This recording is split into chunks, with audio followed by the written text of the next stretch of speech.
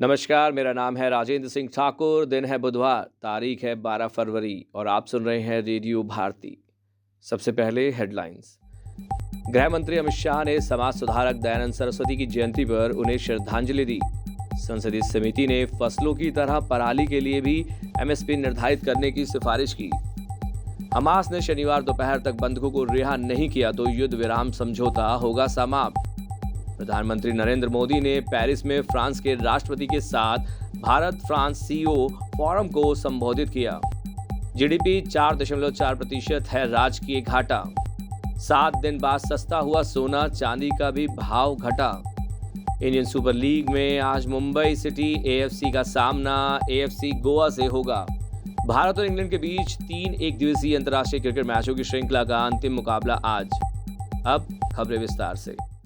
गृह मंत्री अमित शाह ने समाज सुधारक दयानंद सरस्वती की जयंती पर श्रद्धांजलि दी है। सोशल मीडिया पोस्ट में उन्होंने कहा कि स्वामी दयानंद सरस्वती ने वेदों की ओर लौटो का नारा दिया और संस्कृति राष्ट्रवाद को पुनर्जीवित किया।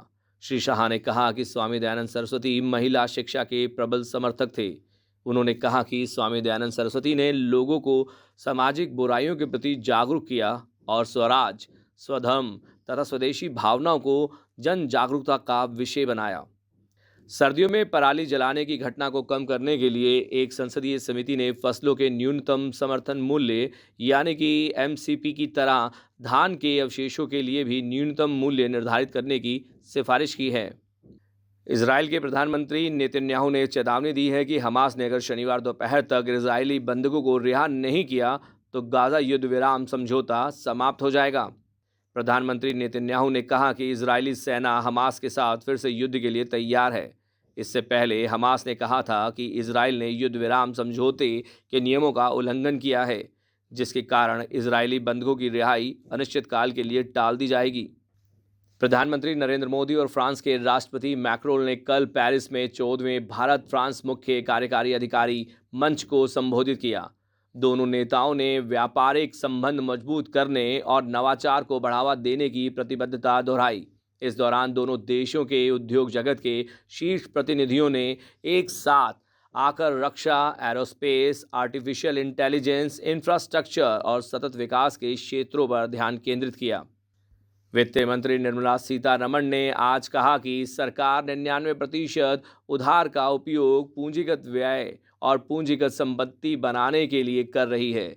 उन्होंने कहा कि प्रभावी पूंजीगत व्यय 4.3% है और राजकोषीय घाटा सकल घरेलू उत्पाद का 4.4% है। उन्होंने कहा कि यह दर्शाता है कि सरकार प्रभावी पूंजीगत व्यय के वित्त पोषण और पूंजीगत संपत्ति बनाने के लिए सभी उधार संसाधनों का उपयोग कर रही है।